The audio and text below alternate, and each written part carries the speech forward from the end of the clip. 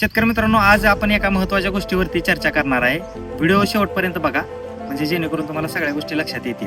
त्यामध्ये लागवड केल्यानंतर सुरुवातीच्या 20 दिवसापर्यंतच्या कालावधीमध्ये रोपं जळण्याचं प्रमाण आपल्याला भरपूर प्रमाणात दिसतं आणि ही रोपं कशामुळे जळतायत काय ह्या आपल्याला लवकर लक्षात येत नाही. त्यामुळे आपण महागड्या औषधाची आळवण्या करत राहतो, पण त्या ठिकाणी आपल्या मरीचं प्रमाण जे काय प्लॉटमधलं आहे ते थांबत नाही. त्याचबरोबर शेतकरी मित्रांनो, याचं कारण काय आहे ते मी तुम्हाला या ठिकाणी दाखवतो.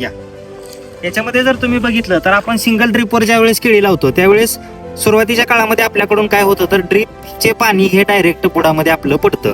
त्यामध्ये या ठिकाणी जर तुम्ही बघितलं तर ड्रिपर हा डायरेक्ट बुडामध्ये आलेला आहे आणि बुडामध्ये ड्रिपर आल्यामुळे त्या ठिकाणी डायरेक्ट पाणी जे आहे ते मुळीच्या कक्षेमध्ये म्हणजे कोकोपीटच्या कक्षेमध्ये कंटिन्यू पाणी जे काय आहे ते आपलं पडणार आहे. मग या ठिकाणी असं पाणी पडल्यानंतर काय अडचण येते, त्यामध्ये 100% कायम कोकोपीटवरती पाणी पडल्यामुळे त्या ठिकाणच्या कोकोपीटमधून बाहेर मुळीच चालत नाही आणि त्या डायरेक्ट कायम पाण्याच्या कक्षेमध्ये असल्यामुळे बुडामध्ये कॉलर रॉट भरपूर प्रमाणात येतो आणि रोपं जळत राहतात. त्याचबरोबर दुपारच्या वेळेमध्ये हे लॅटरल ह्या रोपाला चिटकल्यामुळं या ठिकाणी आपल्याला शॉक बसताना या ठिकाणी दिसतो. म्हणजे हे रोप कंटिन्यू दुपारच्या काळामध्ये जास्त लॅटरलमुळं गरम होतं आणि गरम झाल्यामुळे शॉक बसतो आणि रोप जातं.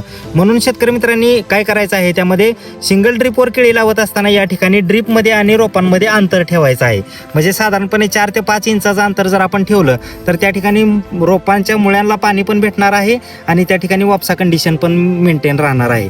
त्यामुळे रोप जळण्याचं जे प्रमाण आहे ते एकदम निग्लिजिबल राहणार आहे. म्हणून शेतकरी मित्रांनी ही काळजी घेणं अत्यंत गरजेचं आहे. व्हिडिओ कसा वाटला हे मला नक्की कमेंटमध्ये सांगा.